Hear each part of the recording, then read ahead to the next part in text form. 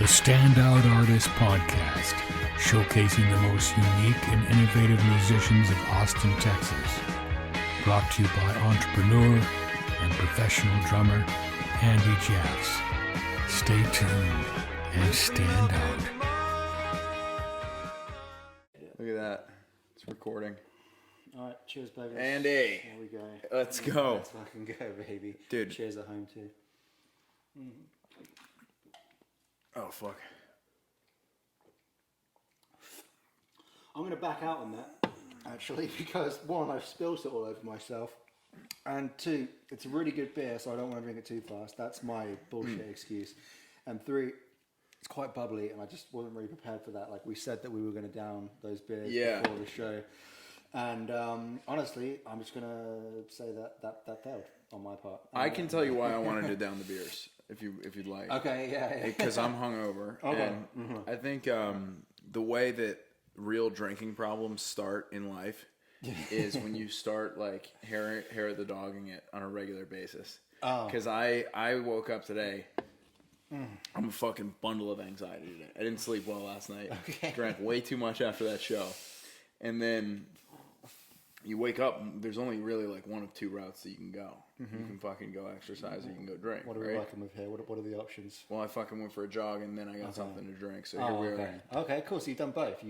But I'm still like, I was just sitting around earlier just thinking about death, you know? Okay. I was literally watching SpongeBob and thinking about death. I was like, this is bad. Well, I mean, death seems pretty cool, right? Because it's just nothingness, and it's like, that seems pretty chill, you know? It's like, you don't have to do anything because it's just nothing. I mean, like, cool. Who knows? But anyway, so usually I start off the podcast by introducing, but I think this is way more fun. But anyway, let's get into the introduction. We'll do a backwards introduction. Yeah. Welcome to the Standout Artist Podcast. It's a show where we dive into the minds of the most unique and innovative musicians of Austin, Texas, and find out what makes them stand out. But Welcome. Today, we're going to take a bit of a left turn because we do not have a musician on the podcast, although he does play pretty good guitar. And the first time we met was at the karaoke latchkey thing on Tuesday. You don't actually remember this. I remember. I thought we met at the gym. You thought we met at the gym, and So we did meet at the gym. If you're sensing a theme here, it's Joe likes to drink a little bit, and so do I. So there's no pointing fingers here. That we are all pointing fingers at ourselves. Yeah, 100%. But he was singing "Ramble On" by Led Zeppelin, and he absolutely fucking killed it. I did not kill that. You did kill it. It was. I was genuinely really like fuck. This guy's dope, and so he doesn't remember that one. But anyway, I remember singing "Ramble On." it was really good. It was either you actually or your brother. I think your brother was there at the time. Your twin brother, right? No, my brother's never been to Austin before. Has he not? No. Fuck, I swear I've met your brother. Anyway, taking a long time to tell people who the fuck you are and why you're on my podcast. Maybe you were blasted too. I was. But Joe's a comedian. From Connecticut, grew up on a golf course because he's a fucking poncy rich fuck. I did grow up on a golf course. As you can see, he kind of looks like he's about to go play golf right now, but really he's just trying to compensate for the fact that he got fired recently. And yeah. Oh, Andy, you're fucking throwing daggers out here, dude, right off the rip. Come on, you're happy about it, bro. I'm happy about it. Yeah, I gotta say, I'm not happy with my outfit today because one thing that I like it, but the thing is on podcasts, sometimes I just assume I'm going to be behind a table. Okay. And then I wear shorts, and when I look back at the video, all I can see is my fucking long-ass shins. And I just look at the long shins, dude. I'm like, the blonde hair. Yeah. So do you shave your legs, or is that just... Damn, Andy, leave me alone, dude. Dude, it's funny, though, because it took me a long time to grow leg hair, actually. Like a really long time. And I remember... There was this one time that me and my friend were like smoking weed in my room in my old house when I was growing up, and I took a picture of him, and it got like 200 likes on Facebook. And back then, when you get 200 likes on Facebook, it's still a big hit. It's like, oh, like I'm so cool and all of that. But you could see my leg in the photo. Like he's just looking cool, like smoking a cigarette. He's got glasses on and all of that, and he just looks cool. It's like a black and white photo. But then you just see my leg there. and I didn't have any hair on that like leg at that particular time. Yeah. And it kind of looked like he had like a girl around because it was on my bed, and it was like, oh, you got to go around. Yeah. The thing I was like, no, it's just Andy, man. Just Andy's leg. Just Andy's leg. So, dude, yeah. I had I got leg like hair now, so I had very delayed puberty for sure. Okay, Late. yeah, I think me like too. 15 or 16. And so I was on the swim team, and everybody used to like. There were a whole bunch of grown men on the swim team, right? Because the difference between a 14-year-old boy and an 18-year-old boy is massive, it's right? pretty big, yeah. So like my freshman year, I'm on this team, and I weighed 83 pounds, and there's like guys that are fucking 6'3", jacked on this team. I'm fucking a little boy, right? And I never had any leg hair, and everybody had a happy trail on their like above the bathing suit, right? And I was always so jealous. I'm like, someday I'm gonna have a happy trail.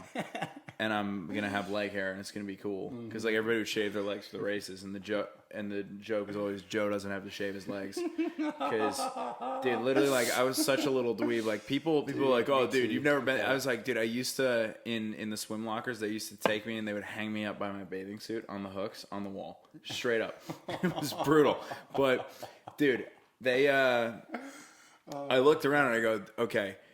Someday I'm going to have leg hair, and someday I'm going to be the man, and I'm not going to be short anymore. Yep. And I don't know if I'm the man. I'm definitely not short, but I definitely do not have fucking leg hair. That never came. I don't have... literally, dude, like, I'd never have had to shave my legs. It's not a bad thing. I can confirm that you are the man, and you're probably fucking doing way more interesting things than those guys right now. I don't know about you, man, but I was kind of in the same position. I didn't really hit puberty late.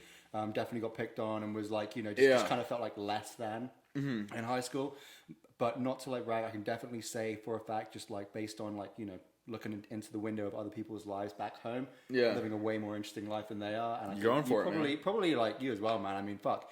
You came to Austin, you're actually doing like pretty sick at comedy. Appreciate that. Like, not even just pretty sick. That's fucking underplaying it, to be honest. Like, Joe's a really great comedian guy. I've literally seen you maybe 5 or 6 times now. In the space of 2 months, which is the most times I've seen any comedian, by the way. And every time you've made me laugh. Even when you bomb, you make me laugh so fucking hard. Like that stupid fucking not aubergine, what is it? Eggplant joke with the fire. The first time you did that, didn't land at all, but you just made it fucking work at the end. You were like, you guys have no idea how smart this joke. You just have no idea. And I was like, that's the fucking sign of a true pro man. Someone who just like is funny even when they're not funny. And it's you gotta just eat shit. Just eat shit, and it's just like, dude, every time I see you, you're funny. So, and I'm not just saying that because we're like really good dude. friends, but like, keep it up. And, last night you did the comedy show at your apartment complex. I did. And 2 weeks before that, you did the first ever apartment complex comedy show. And both of them slayed, more than 20 people showed up each time, which is more that you get in like some bars when comedians are playing. So, I know you've been doing this for a fair bit now, right? Like 5 years. Today is actually 6 years in comedy. 6 years in comedy. Okay, cool. So today's my birthday, my comedy birthday. Oh, your comedy birthday's today? Yeah, you get 2. When you start stand-up, you get 2 birthdays. So today's one of them.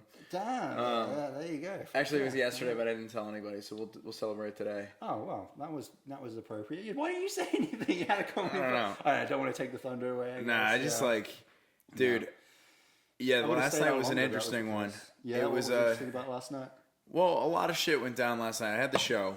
First of all, it's hot as fucking awesome. The AC unit blew and stopped working in the middle of the show. So we're sitting there. Everybody's getting cooked. Yeah. In the middle, I think people were having a tougher time because the audience was just like exhausted from the heat. Yeah. Because I never know when to start shows. Because the first show, everybody showed up a half hour late. Yeah. So we started a half hour late. This one, everyone was on time. Yeah, right? It was like people were there before 7 o'clock early.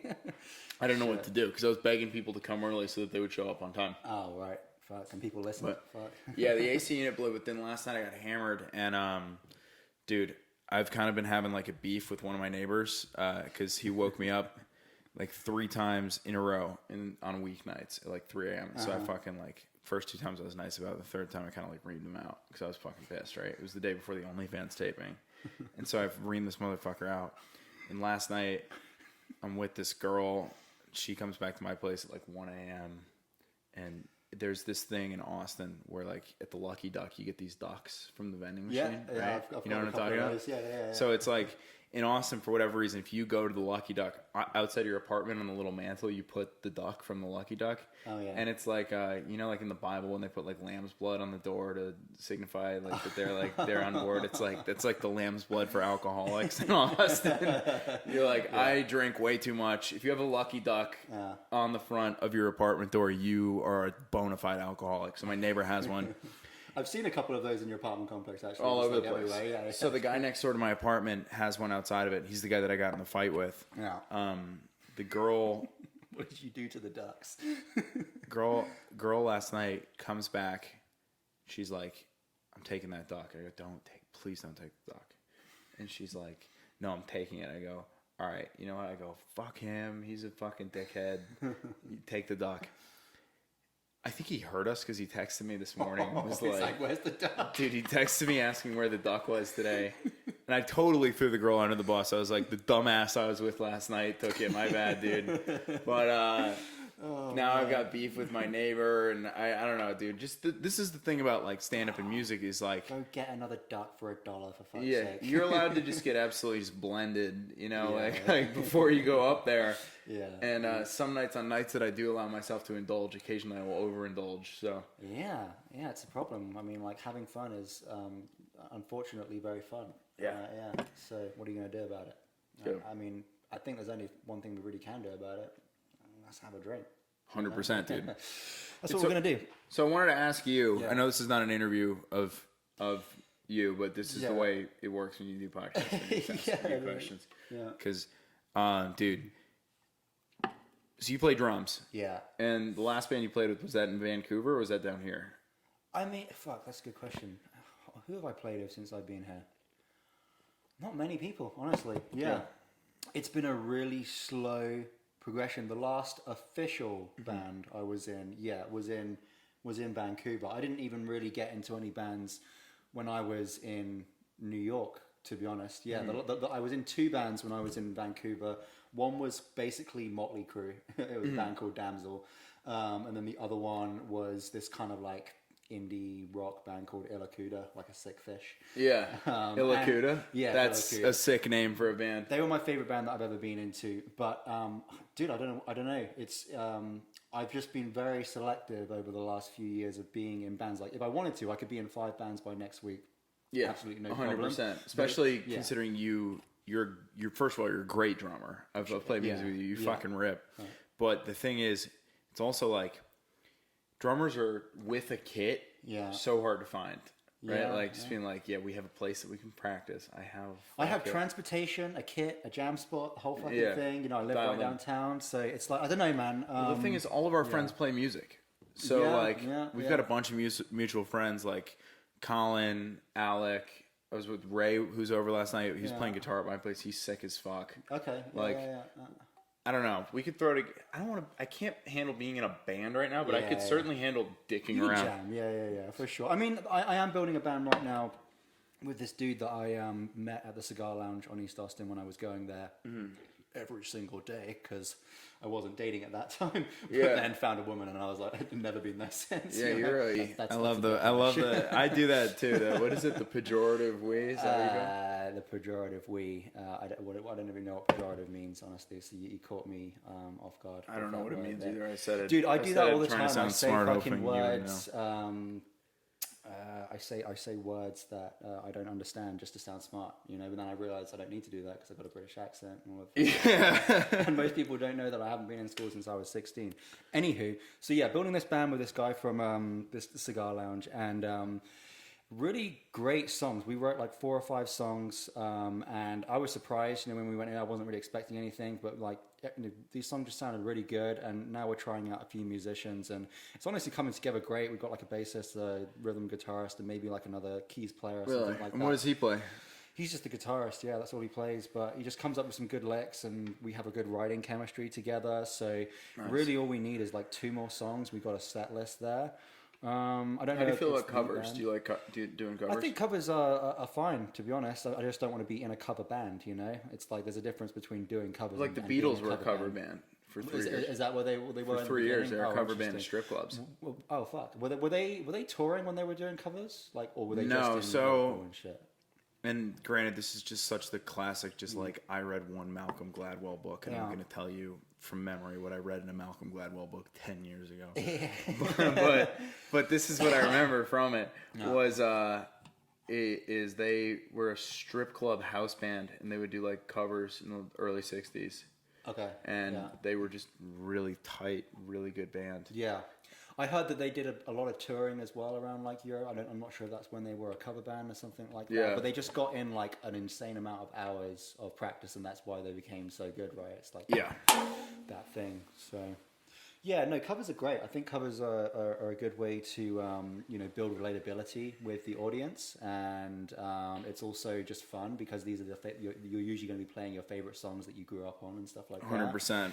So there's nothing wrong with covers. It's just I don't want to be in a cover band where it's just exclusively covers, you know. I think like the good thing about covers, and there's no availability to do this in stand-up. Like you can't just be like, I'm going to do someone else's jokes. Yeah, like we're just starting out, so I'm going to do the Machine Story to start it out. Like it's not a thing that you can do. Yeah, that's weird, hey? But like with with music, I think it's interesting because like when you're starting out, you're like, okay, we don't have the chemistry yet to like write a song together. Like I know in my head what the bass line needs to sound like. I know in my head what the drums need to sound like.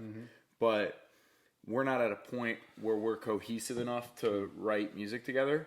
So we need to learn to play War Pigs first. Okay. You know, and if you, dude, like if you can, I think there's a reason there's so many bands that cover War Pigs. It's got to be one of the most covered songs of all time. Is it one of the most covered ones? Yeah. I saw Weezer cover War Pigs dressed as firemen jumping on trampolines in Hartford, Connecticut, opening from Blink-182. Yeah, there's definitely quite a few people. I've heard a few covers for sure. But here's the thing, like if you can cover that song, there's so many changes with it, and the drums for Sabbath is so hard, and the tempos are so interesting that it's like, if you could learn to cover that song, I feel like you can play your own music, right? Yeah, I mean, it's a great way to write music is to first play something that you already know, and then just try and play like it and imitate it. And then you'll find one thing. This is what I do all the time when I'm writing songs, just on my own. Even I'll pick a song I like and I'll jam to it, and then I'll just try to play like it, and then I'll pick one thing that I liked from the bit that I was playing, like the song that I was listening to, and then I'll just work from that. Because all you need is an idea, right? It's the same thing with writing comedy. If you're looking at a blank page, you're pretty fucked, right? There's nothing. You're just going to be, staring at a blank page. But if you have one idea, like the fire incident at your house, then you have something to work from. So all you need is a starting place, kind of thing. But yeah, man, you mentioned something on the phone earlier on. You're like, Andy, I've got the exact thing that we're going to talk about on this podcast. Like, it's going to be like the perfect thing. You said something about like King Gizzard and the Wizard, your music, your comedy influence. Tell us what was going on. Ahead. Yeah. So I sort of had an idea basically in that you were talking about on the podcast, like people were going to talk about their musical influences, right? Yeah, and what makes them who they are. Yeah. Basically, and so for music, it's like, okay, these are the bands that you were raised on. For comedy, it's like these are the comedians that you were raised on. But I think an interesting thing is, I think a lot of great comics, in a weird way, are inspired by specific musicians, right? Okay. Yeah, and a lot of music, like, inspires great. I'm stumbling over these words. Good fucking God, I'm hungover. Basically, what I wanted to talk about was that the song Ocean Man, and specifically the album The Mollusk by Ween. Have you ever listened to that record? I haven't, no. It's the shit. Okay. It's great. It inspired SpongeBob SquarePants. Oh, fuck yeah. From front to bottom. So basically, Steven Hillenburg was a marine biologist with like a passion for like cartoons and comedy, right? And he listened to the album The Mollusk by Ween, specifically the song Ocean Man. Okay. And you've heard that song, right? I can't recollect. I'm sure. Ocean Man. You've heard that song, right? No. We can listen to it later. Yeah. It's about just like, I don't know, a man that lives in the ocean and walks around. And Steven heard this song and was like, "This is the shit. Why don't we make a TV show about a sponge that lives in the ocean that's a fry cook, right?" Yeah. And I think one of the hardest parts about stand-up, and I'm falling into this trap too because I've been listening to so much fucking Bill Burr and Shane Gillis lately. Love those two guys. Yeah. If you listen to enough of an artist, you start to sound exactly like them. And it's not a good thing at all. Yeah, totally. A lot of people say that, hey? Yeah, Dude, it's bad. But the thing is, if you listen to music, you can get like these really unique inspirations for stuff. And so I think that's why, like, when SpongeBob came out in '99, that was like, it's a groundbreaking kids show. Like right before I came over here. Oh yeah, it's really good. Yeah. I watched Help Wanted before I came over here. Oh yeah. And it's so funny. Like the jokes are so good. The episode, the writing, like it's engaging. It's funny. It's everything you want. And it's because he wasn't looking at other cartoons that were on TV at the time. He wasn't like, oh, these are the 90s cartoons. Yeah. We need to rip off Hey Arnold. He's like, Ocean Man, Ween. Like, it's a completely original, out of left field idea, right? Yeah, man. So that's really fucking smart. And I think a lot of musicians can get some serious value from what you're saying right now, actually, to be fair, yeah. I appreciate that. Yeah. No, I didn't want to interrupt you, so I'll let you go. Back into it, but I just really want to get this off my head. It's like, the idea here is to go into different worlds. 100%. When you stay in your own world and you're just mingling with all these, like, so say you're in comedy, right? You've got like 10 comedian friends, and all you do is just like hang out with these comedian friends all the time. You share jokes all the time. Yeah. Everyone's going to end up sounding the same, right? But if you separate yourself a little bit, go into different worlds, listen to different music, then you take those ideas and it's like, oh, he's so innovative, right? It's really all I did was just go into a completely different world and bring their stuff into my world. 100%. It's just like, you can do that with any kind of creative outlet. Well, so one of the sick things about what you're saying is I know you've got the Rick Rubin book over there, right? Yeah, I'm like 3/4 of the way.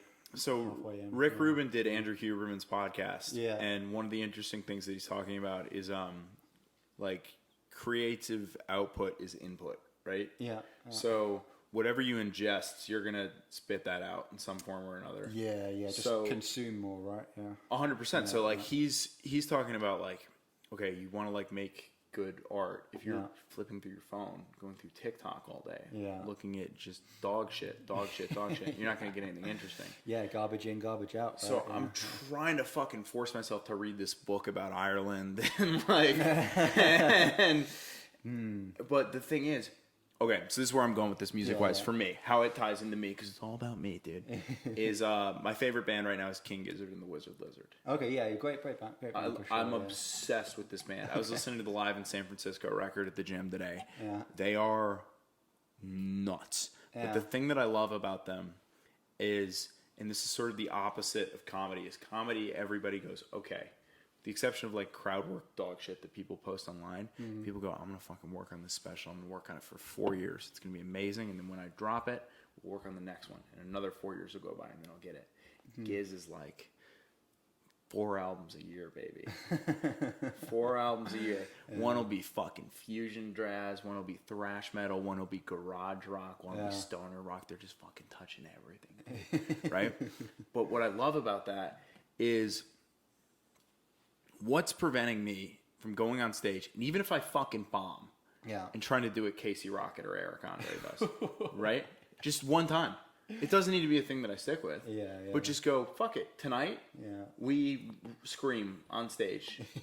Tonight we scream and pull pictures out of our pockets and throw rubies at the crowd and use props. But nobody does that, because in comedy there's this obsession with finding your voice, dude. Who are you as an artist? Who do you want to be, man? What do you sound like? Who's the authentic you? There's no such thing as the authentic you.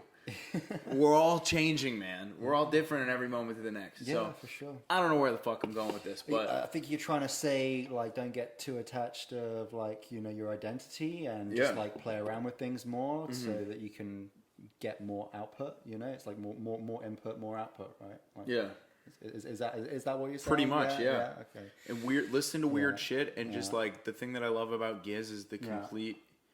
But another one of my favorite artists is pre-2017 Kanye West, right? Which is pretty much the opposite of that attitude, which is I'm going to take 3 or 4 years to make an album, but it's going to be my beautiful Dark Twisted Fantasy. And it's going to be fucking perfect. Yeah, I guess everyone has their creative process and all of that. I mean, one thing I was going to add to what you were saying there is you were saying how you were trying to force yourself to read, what was it, The Irishman or something like that? I'm reading, which you'll appreciate because it's about bombing England. Yeah. God, how I love bombing talking England, my about next European tour.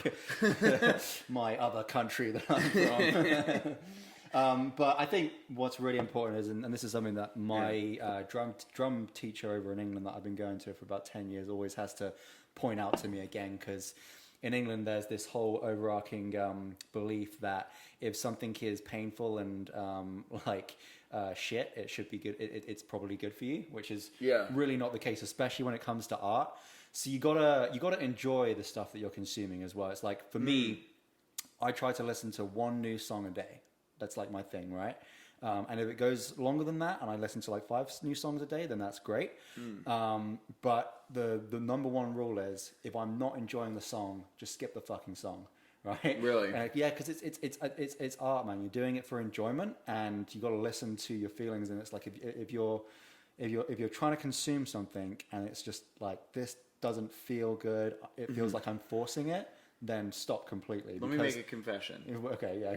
Okay. I haven't read one page of that book yet. Loveless by My Bloody Valentine. You familiar with this record?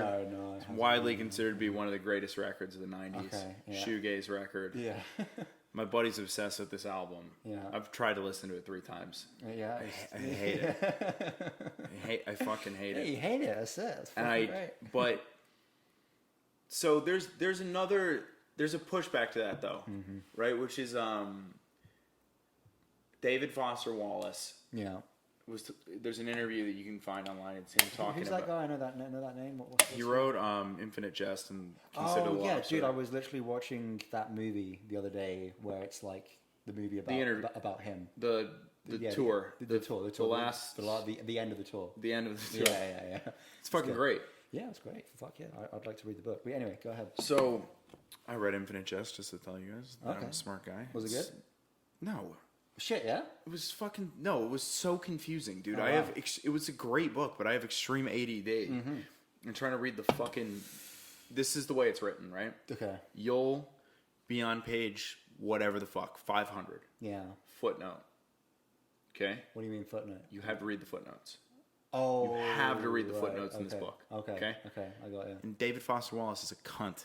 So was a cunt. Excuse me. R.I.P. Yeah? He killed himself. Oh, yeah. I thought he just faked killing himself, but he actually. No, he's killed dead. himself. He's dead. Okay, cool. You get to a footnote, paragraph long. Yeah. Next page, footnote.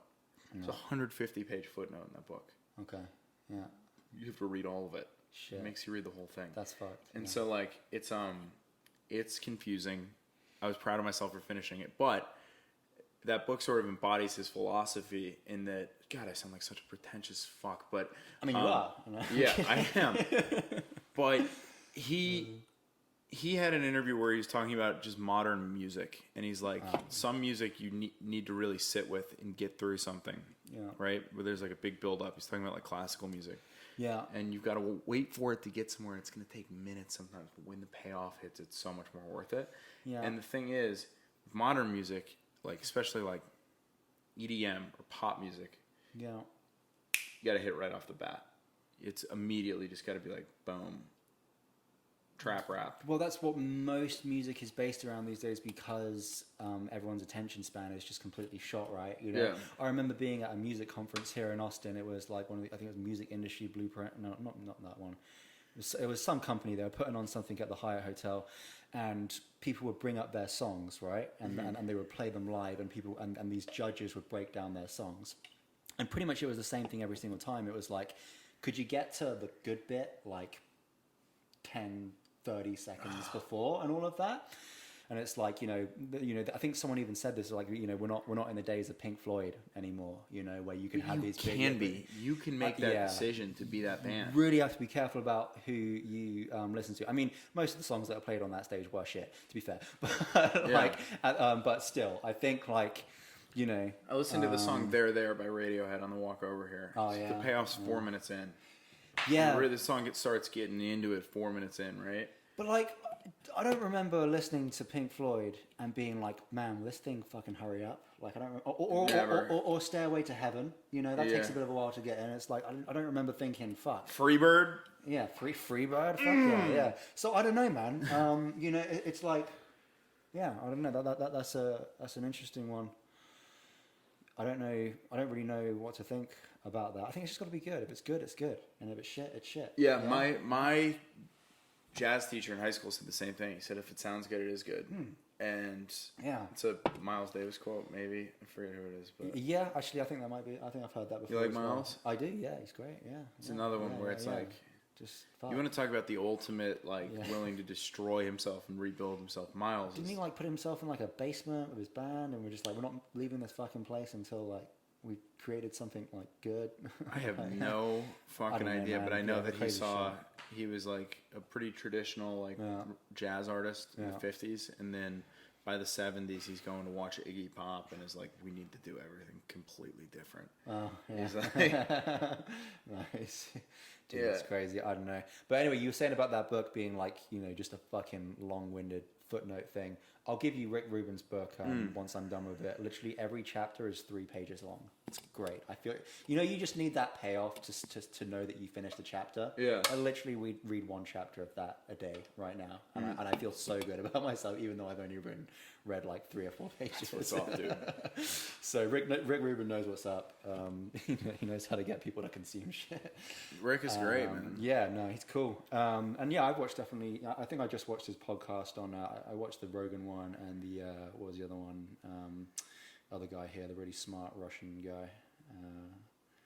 You know what I'm talking about. Oh, Lex Friedman. That's the one. Yeah. He's not Russian. He's not Russian, no. He lives in town. Yeah, no, he lives in Austin. But have you seen him around? I haven't actually. I see him all the time. Yeah, you see him. Passed him on a run the other day and just get like. Yeah. You don't want to bother him, but I gave him the look. Austin is like the place to bump into famous people now. I swear, like.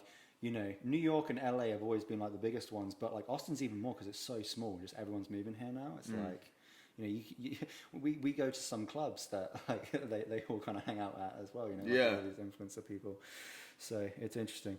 So what do you think of the Austin music scene, man? You've been here for 2 years. Impressive. Year and a half now. Year and a half. Okay. So. What's your whole take on it? I mean, like from a creative's perspective, that's not a musician.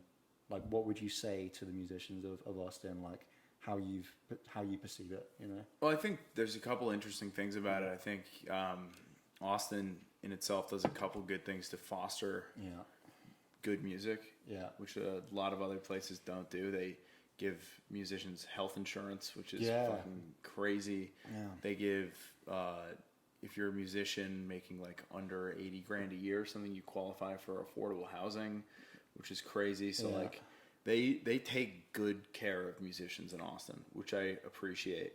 And I think it shows when you go out and you see the bands. Like you walk into one bar and there's a band crushing. You walk into another bar, another band crushing. Like dude, I worked Jam in the Van last weekend for South by, and so it's 7 bands or 7 bands in the van, 10 bands on the main stage, 7 and 7 every day. Why didn't I go there? Fuck. It's fucking great. Yeah. But these guys just, man, I mean, Austin's got a real like reverence for local music, and it's awesome. But I don't think like South by necessarily takes care of that because they evidently they treat the musicians like shit. They don't really pay them too well. Pay them terrible. It's like $300. Yeah, interesting. So, but the thing, and they're flying in to do that spot too. But the thing is, it's the ultimate sort of like musicians networking event, in that you meet fucking everybody who plays music. Yeah. It's so cool. It's probably how they sell it to them, which is like, hey, we're not going to pay you, but connections, exposure. I mean, and as much as I hate to admit it, when you're selling $1,800 wristbands and not paying the fucking bands, go fuck yourself. But also like, I mean, we don't need South by, but yeah, I mean, most of the time it's like, I mean, fucking Hotel Vegas, like, it's pretty much has that caliber of bands. Oh, they have better bands. Yeah, the best shows were off fest. Like we saw that OC show. First of all, Andy's a fucking maniac. We went and saw the OCs, which is probably, aside from Giz, my favorite live band working right now, and they just one of the most intense mosh pits ever. Yeah. And Andy's like, "What are you doing?" I'm like, "I'm at OC's. Come." Yeah. He shows up, jumps in the pit with me. He's in fucking Birkenstocks like a lunatic. I'm in these like minimalist sandals. Yeah, that are like this. He's got the Jesus flops on, dude. I literally got it. Like my nice ones as well, like the fancy Jesus flops. And fucking, I still go in there. I didn't even think about it until I was like in there and someone stepped on my foot, and I was like, oh shit, this wasn't a really good idea. But it was fun, man. Mosh pits are great when people aren't dicks, you know? Like when everyone just kind of pushes each other around, like, you know. There were a couple guys where I wanted to just go, hey. Yeah.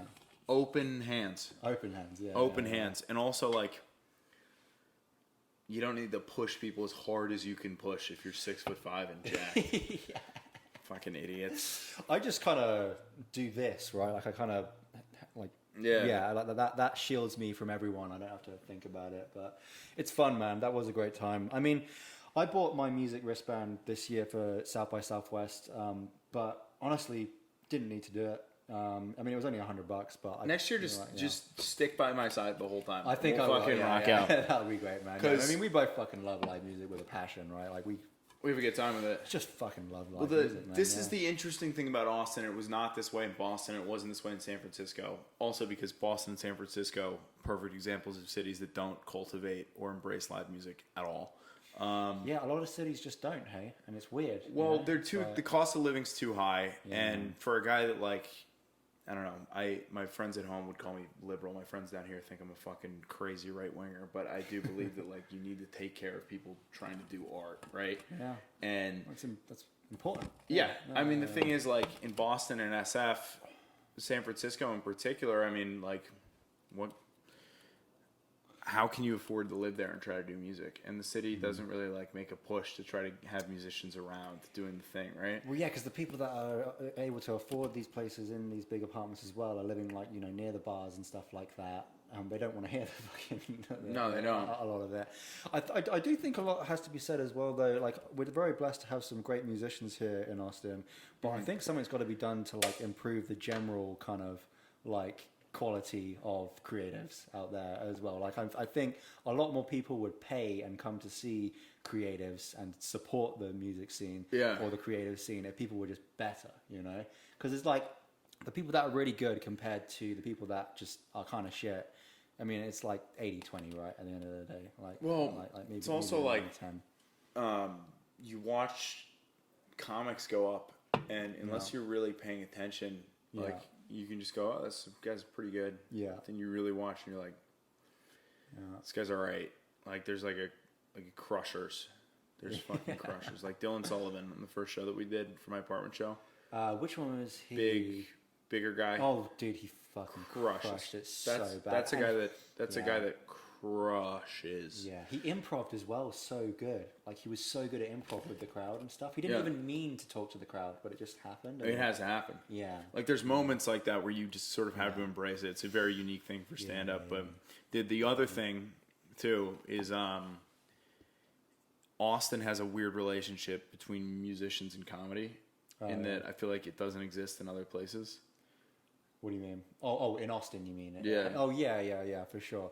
But yeah, it does for sure. But I was gonna say actually, I think that it's really beautiful because like Austin's always been known as the music city, but now that Rogan and all his buddies have been coming over here and ripping it up, it's now become this huge fucking comedy scene. I mean, the open mic at Rogan's over the weekend, I saw it on your story. Fucking lineup of like 150 people online. 150 people, which for a town of 1 million people, you know, and 150 like comedians, you know, lining up. I think that's quite a lot of people. It's insane.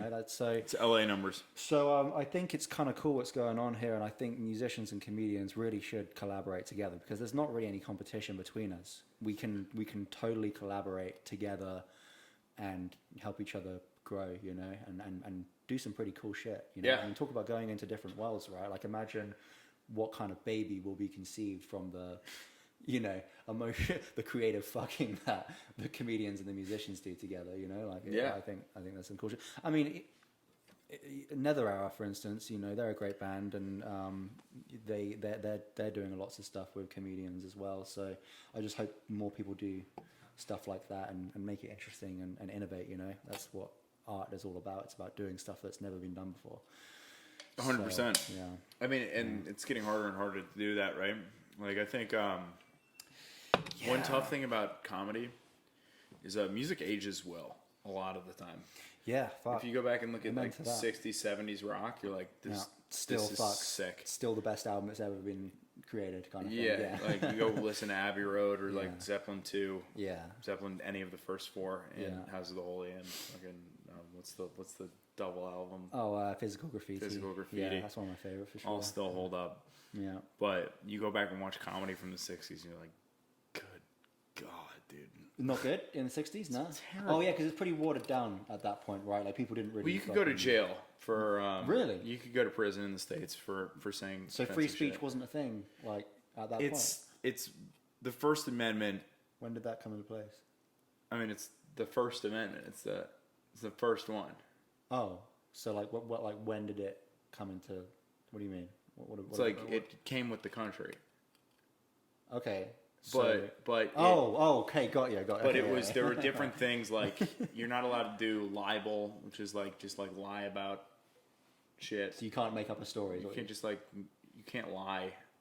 And slander, which is like I can't just be like Andy is a rapist. Like I can't just say that. Okay. And with no evidence, like you can go to jail for doing that. Okay, is that still the case these days? Like you can't lie? It's more complicated than that, but there's I got you. it's basically like I think you just can't publish lies about people on purpose. You can sue that, like for them. Okay. That's why Alex Jones is getting sued for the Sandy Hook thing, right? Because he said these people were crisis actors, and they're like, you know what a crisis actor is? I don't know. He said that the families of Sandy Hook were acting, Okay. which is nuts. Don't get me wrong, I like a lot of Alex Jones shit. I think he's incredibly fun, one of the greatest comedians of all time. But Is he a comedian? no, but he just is. he crushes, dude. Yeah. I mean, it's nuts. Yeah, definitely, man. Fuck. Yeah, I mean, when did comedy start becoming like a thing? Was it like the late 70s, 80s kind of thing? Like was that? No, it's always been a thing, but like, dude, But, even like, if you like, you know, go raw. back 20 years ago, Yeah. right? Watch the Eddie Murphy Delirious special. First thing Eddie Murphy says on stage, he comes on in this red leather jumpsuit. Yeah. The first thing he says to open up the special is, the thing about faggots. It's the first thing he says. And so,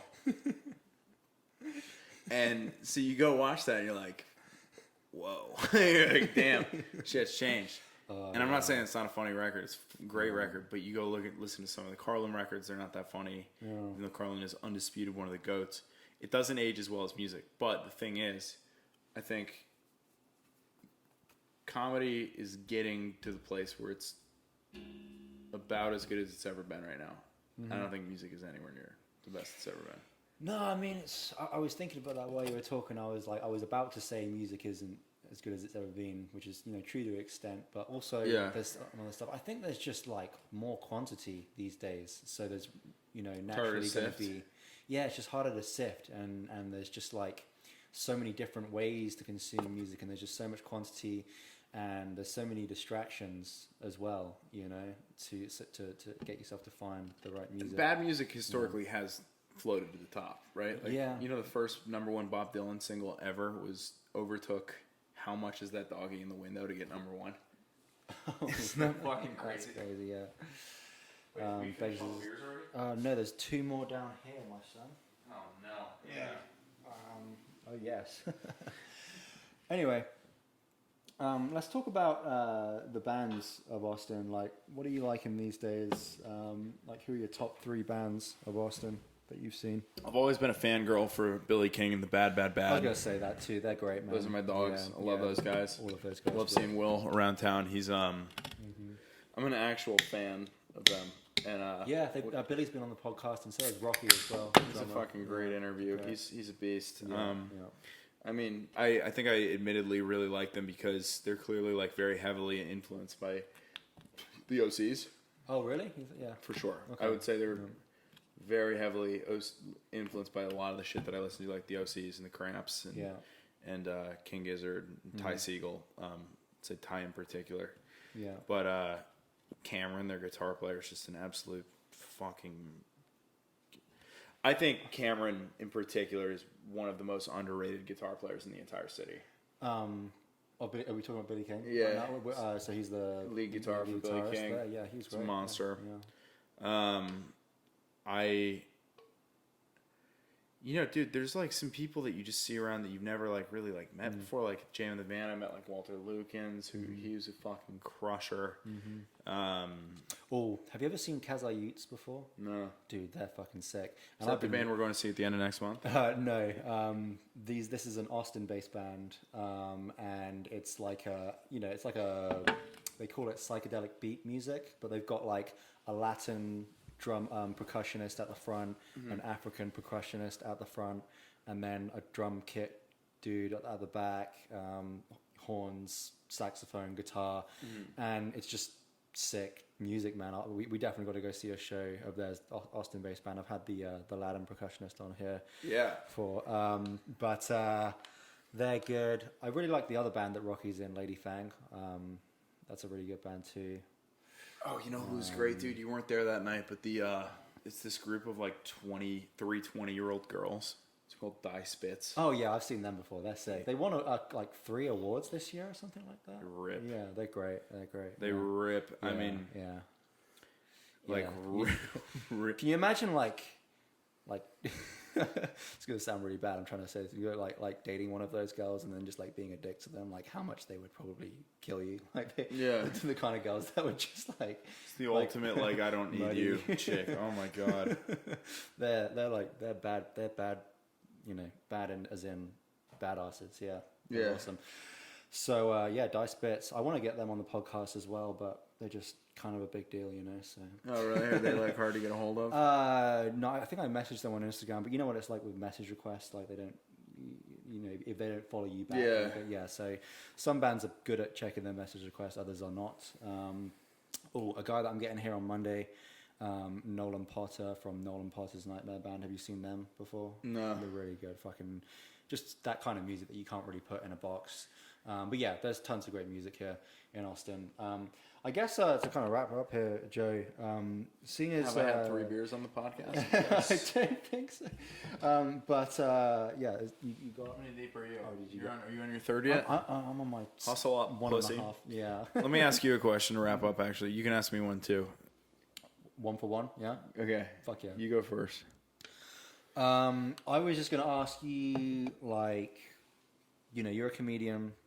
This is a podcast for musicians, so my kind of intention here was to have a laugh and to also take stuff from your world and apply it to the musicians of Austin and all of that. Is there anything you feel like has helped you? Because actually, you've had a lot of success with like Instagram and building a bit of a following, right? You got like 30,000 followers on Instagram, 100,000 on YouTube and all of that. So it's definitely a thing that you've had some pretty great success as a comedian over the last 6 years. What would you say has been the thing that has helped you get to where you are today and built the momentum and the skill that you've got? Like, what is it? I think blowing up on the internet actually fucked with my head and made me worse at comedy for about 2 years. Oh, yeah? Yeah, because I started writing for the algorithm. Started trying to please it. Fuck. That's a big lesson right there. Yeah, I mean, what happened was I had, the most viewed stand-up clip. At the time, it was the most viewed stand-up clip of all time on TikTok, which was crazy.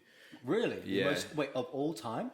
Yeah, it was the most viewed stand-up clip until Jimmy O Yang took me out in like 2021. So...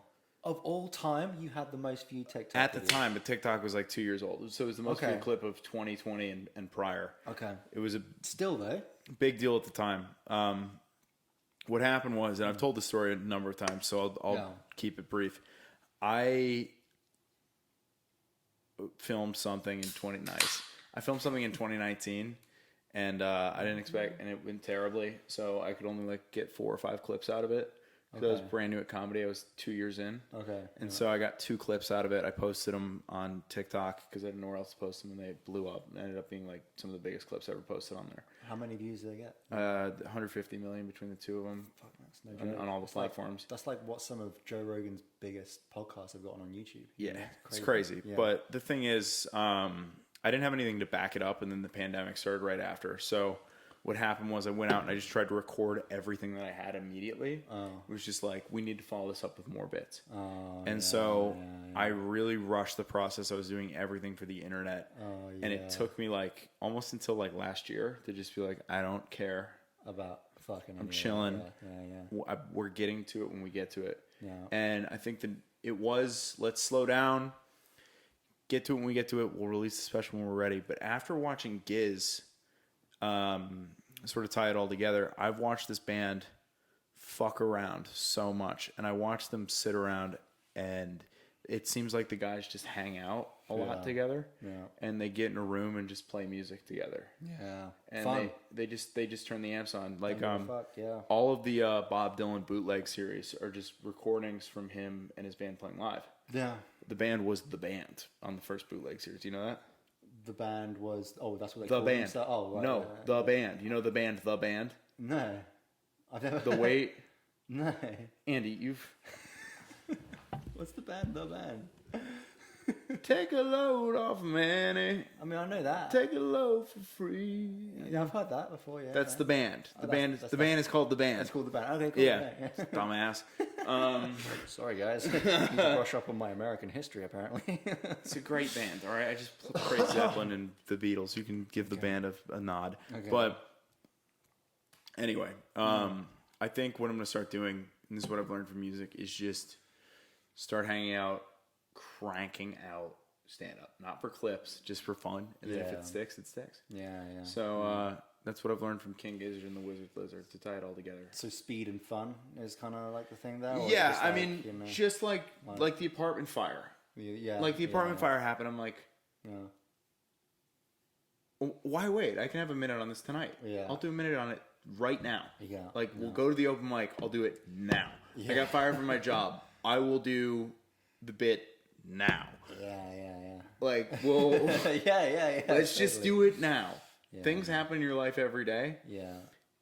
Take a break from the act and just write about what's going on in your life. I'm really excited to see, because it seems like it's already panning out pretty well since you lost the job that you said that you began into a writing worked process. out remarkably well already, which is awesome to see, man, because like people would think that, hey, if I lost my job I'd have all this time and all my problems would be solved because I have all this time and all of that, but like not having any time and having all the time in the world, two very different problems that are pretty like kind of have the same result. Like you can waste just as much time having all the time in the world than you can having no time at all, kind of thing. Absolute facts. So I think I've got no doubt that you're gonna crush it, man. I mean, I'm excited. I wish that my clients would fire me. Touch wood, because I kind of like money at the same time as well. But it's like you're just like I just don't really have any doubt in my mind that you're not gonna succeed, because I appreciate that. I just there's some people that I'd be like, I don't know, but like I'm excited. I will say this: I don't know if my friends have been hiding the praise or like hiding the criticism from me, but this is, I think, if a year ago I called my parents and was like, "Hey, I got fired from my job. I just decided I'm gonna do stand up full time." Yeah, they were like,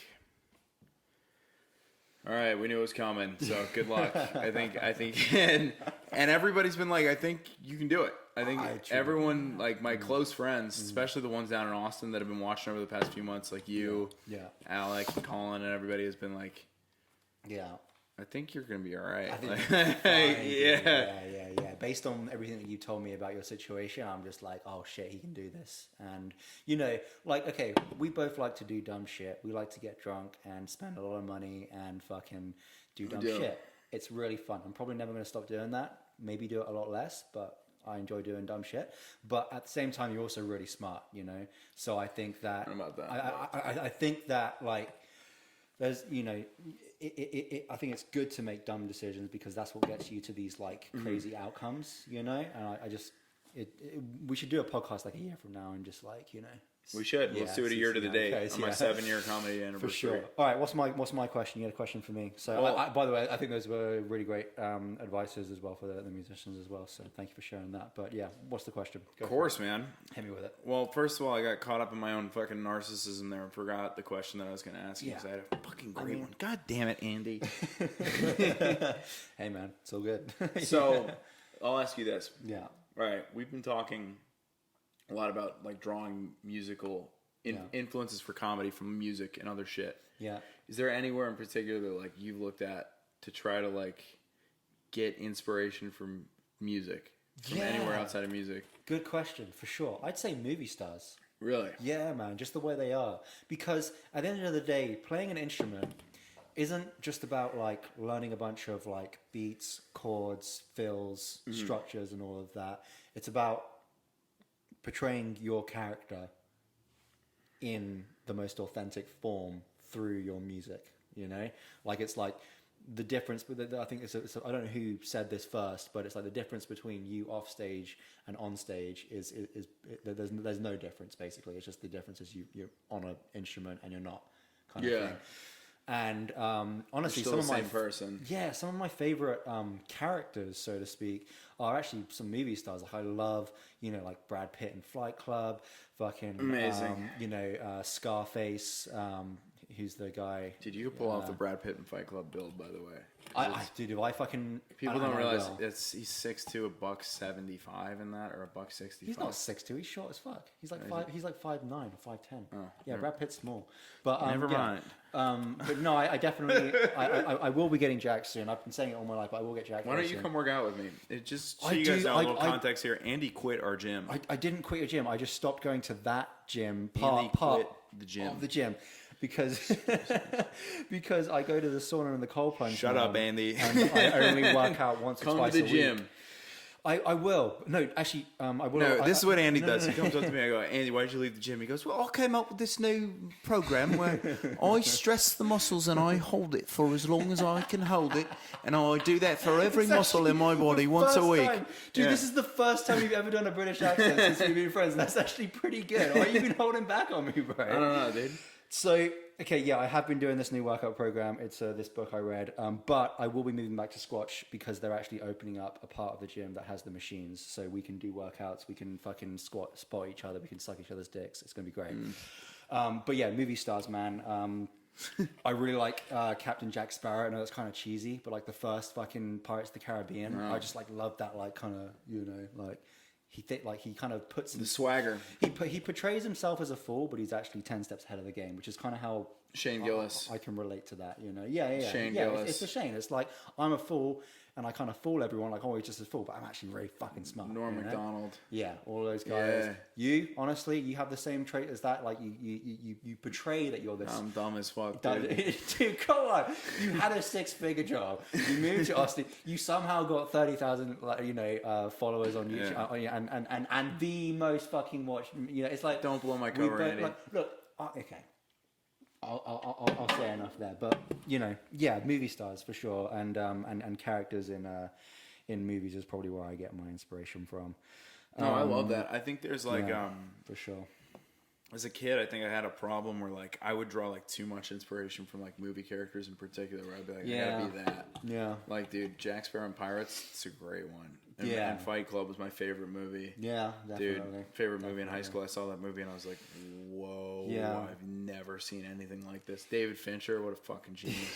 Even like fucking, you know who I really like? The dude from Big Lebowski. Like, I know he's like supposed to be a bum, but super cool dude, man. Let's go. Do you want to go drink a White Russian? I do want to go drink a White Russian right now. You know what? Let's end on that on the podcast. I think we should go drink a White Russian. Dude, this has been a great podcast. I can't wait to publish this. And loved doing it. Absolutely, bro. Andy, you're the fucking man. Love you too, brother. Love you too. Let's get the fuck out of here. Absolutely. Proper legend. Proper legend, mate. Proper legend.